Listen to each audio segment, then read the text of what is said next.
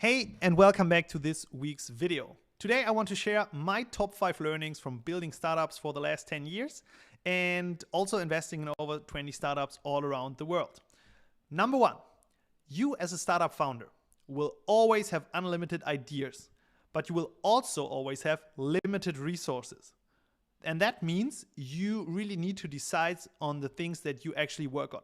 So with unlimited ideas, I mean you have ideas for new products, new marketing channels, new partnerships and everything, but you have limited time as a founder yourself, but also your team, and also limited financial resources. So it's very, very, very important in the first place to focus on the things that are important right now and to have some kind of guidance on what to say no to right now. Number 2, sell before you build. I am a product person myself, so I enjoy building products and I could do that all day long, and probably no product will ever be finished or good enough for the customer. But I learned the hard way that if you are actually building a product without talking to the customers and trying to sell it, you probably end up with a product that no one uses.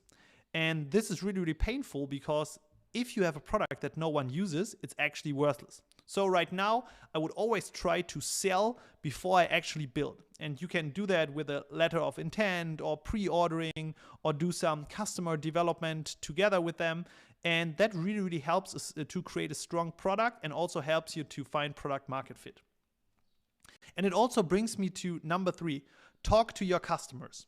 So customer discovery, and I made a video on this before, is very, very important to find the actual problem that you are solving, but also validating the solution that you are building. And customer discovery doesn't stop when you created the first version of the product. You should always keep on talking to your customers, and the best companies out there are the ones that are in constant exchange and sharing of ideas with the customers. So make sure to have a process set up, and it's also your responsibility as a founder and CEO to do this in the first place.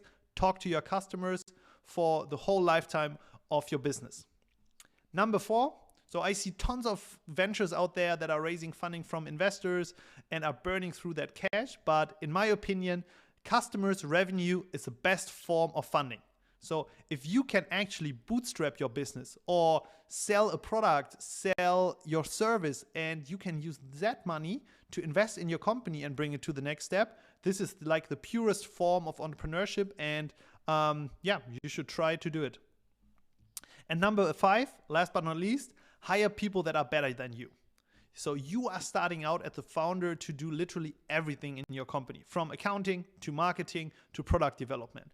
But at some point, you need to leverage yourself to bring the company to the next step. So make sure to hire people in the specific areas that are way, way better than you.